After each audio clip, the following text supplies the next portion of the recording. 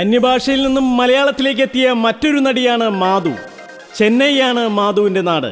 എങ്കിലും 1977 സനാഡി അപ്പണ്ണ എന്ന കന്നഡ സിനിമയിലൂടെ ബാലതാരമായാണ് മാധു തൻ്റെ അഭിനയ ജീവിതം ആരംഭിക്കുന്നത്. നിരവധി കന്നഡ തമിഴ് സിനിമകളിൽ ചൈൽഡ് ആർട്ടിസ്റ്റായി അഭിനയം തുടർന്ന മാധു 1988 കോയിൽ മണി ഓസൈ എന്ന തമിഴ് സിനിമയിലൂടെയാണ് മേജർ ആർട്ടിസ്റ്റായി അഭിനയിക്കുന്നത്.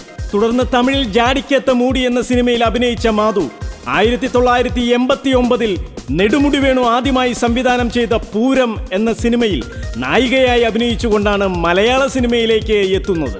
തുടർന്ന് കുട്ടേട്ടൻ, അമരം, തുടർക്കഥ, കടലോരക്കാറ്റ്, സന്ദേശം, സതയം, സവിതം, ഏകലവ്യൻ തുടങ്ങിയ മലയാള സിനിമകളിലൂടെ ടീനേജ് നായികയായി മലയാള സിനിമയിൽ സജീവമായ മാധു 55ഓളം മലയാള സിനിമകളിൽ മേജർ റോളുകളിൽ അഭിനയിച്ചിട്ടുണ്ട്.